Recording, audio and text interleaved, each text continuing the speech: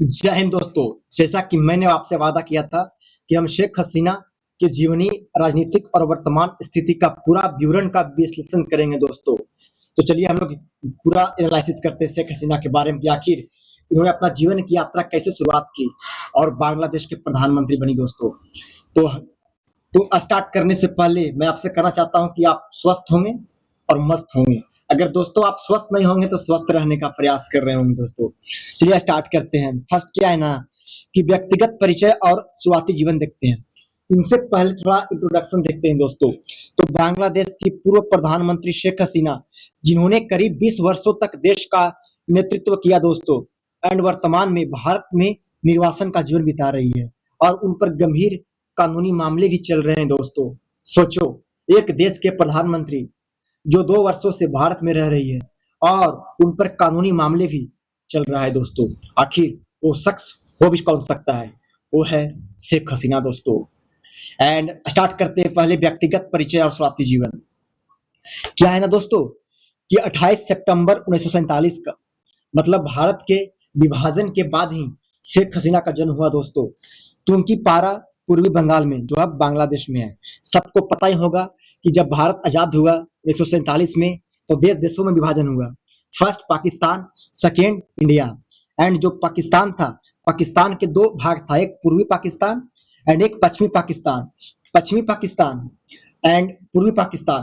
पूर्वी पाकिस्तान जो आज के बांग्लादेश है एंड पश्चिमी पाकिस्तान जो वर्तमान के पाकिस्तान है दोस्तों। तो हम लोग बात करेंगे पूर्वी पाकिस्तान के बारे में, जो बंगाल के सीमा से लगता है दोस्तों, पश्चिम बंगाल के।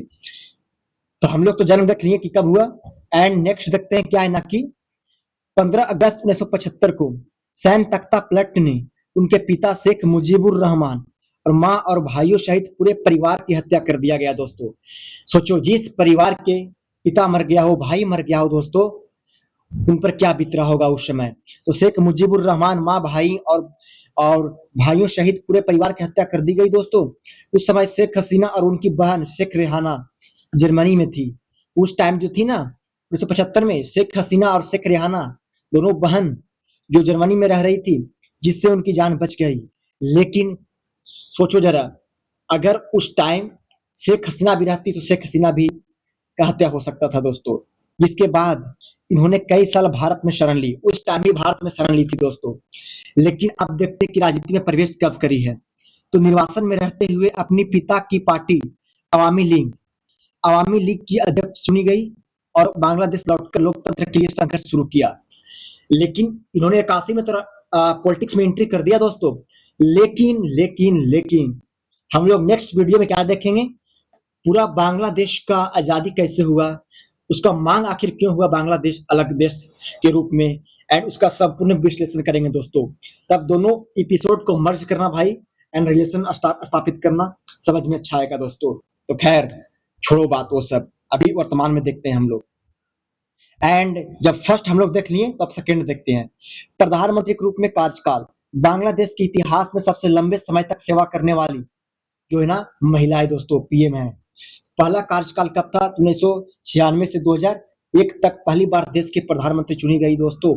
एंड दूसरा कार्यकाल 2009 से 2024 तक लगातार चुनाव जीतकर 15 साल से अधिक समय तक सत्ता में रही। तो 5 साल यहाँ हो गया और 5 साल यहाँ हो गया, मतलब टोटल 20 साल तक जो है ना बांग्लादेश के पीएम के रूप में रही है दोस्तों। एंड आखिर इनकी उपलब्धियां क्या है दोस्तों? तो उपलब्धि देखते हैं क्या है। तो फर्स्ट क्या है ना कि मजबूत आर्थिक विकास में इनका बहुत बड़ा योगदान है। एंड गरीबी में उल्लेखनीय कमी किया गया है। एंड महिलाओं की सशक्तिकरण में वृद्धि, आधारभूत संरचना और औद्योगिक विकास किया गया है दोस्तों। और जो बांग्लादेश की क्रिकेट जो टीम खेलती है, उनको उनका विकास में भी बहुत बड़ा योगदान है। एंड विवाद और आरोप दिखते हैं। तो तानाशाही रवैया अपनाने के आरोप में, विपक्ष को दबाने के आरोप, मानवाधिकार के उल्लंघन के आरोप एंड चुनावी धांधली की गंभीर आरोप। मतलब विपक्षी ने इन पर क्या क्या जो है ना आरोप लगाया। तो विपक्षी ने बोला कि जो शेख हसीना है वो तानाशाह रवैया अपना रही है, विपक्ष को दबा रही है, मानवाधिकार के उल्लंघन कर रही है एंड चुनाव में धांधली कर चुनाव जीत रही है दोस्तों। सोचो, जो 20 साल तक अपना देश के पीएम रह चुका हो, वो जो देश के आर्थिक विकास में योगदान दे चुका हो, गरीबी में उल्लेखनीय कमी कर चुका हो, वो देश के लोग अगर किसी अन्य देश के जो बहकावे में आकर अपना देश के लोगों के खिलाफ अत्याचार करने लगे तो उस देश के लोगों पर भरोसा ही किया जा सकता है दोस्तों? कभी नहीं किया जा सकता है। तो खैर हम लोग अपने मुद्दा पर रहेंगे दोस्तों।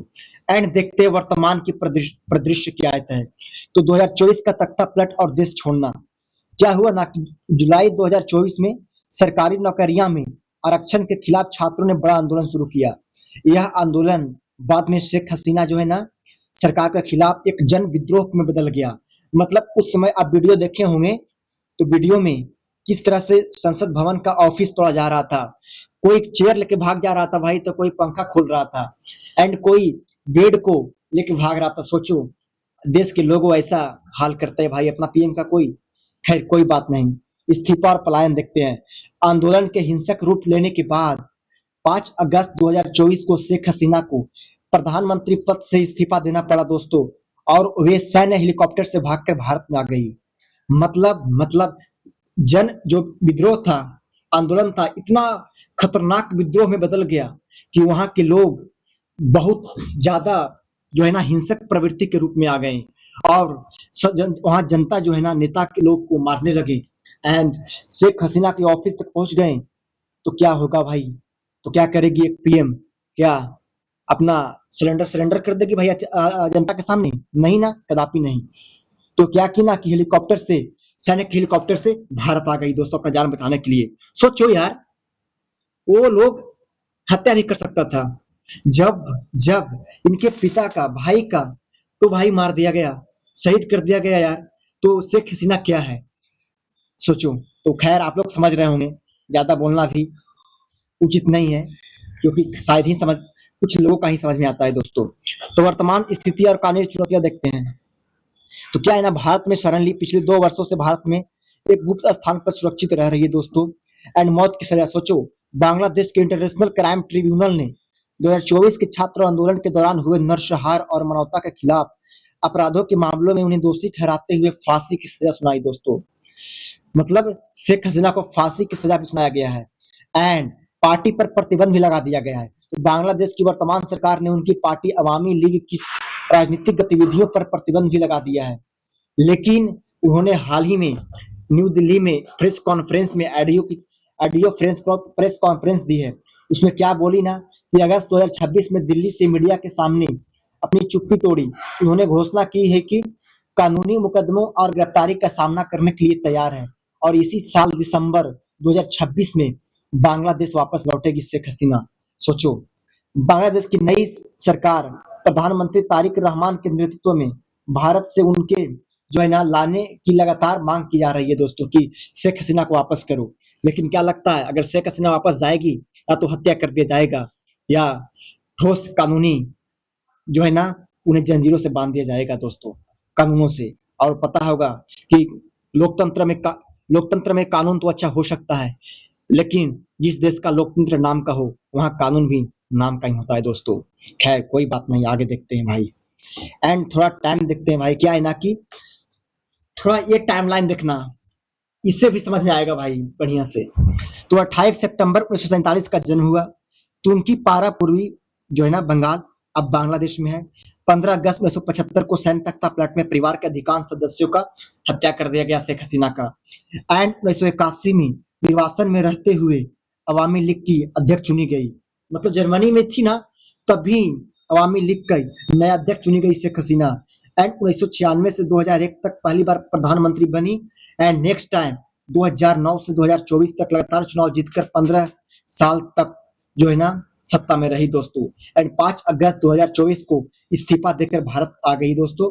एंड अगस्त 2026 में दिसंबर 2000 मतलब अगस्त 2026 में ऐलान की है, प्रेस कॉन्फ्रेंस की है और बोलिए कि दिसंबर 2026 में बांग्लादेश वापसी करेंगे और अपने जो उस देश का कानून है उनके सामने सरेंडर करेंगे। एंड दोस्तों ये रहा थोड़ा एनालिसिस दोस्तों। तो अगर आप लोगों का अच्छा लगा होगा ना भाई तो कमेंट करना, अगर जो भी कमियां लगा होगा वो भी कमेंट करके बताना ताकि मैं नेक्स्ट वीडियो में सुधार कर और अच्छा से भाई प्रस्तुत कर सके। तो कोई बात नहीं आप लोग मौज करिएगा दोस्तों अगर अच्छा लगा होगा तो, और अगर अच्छा नहीं लगा होगा दोस्तों तो कमेंट करना। लास्ट में आप लोग से एक बात बोलेंगे कि बड़ों को सम्मान दे दोस्तों, छोटों को प्यार दे। अपना व्यक्तित्व इस प्रकार विकसित करें कि महिलाएँ आपसे सुरक्षित महसूस करें दोस्तों।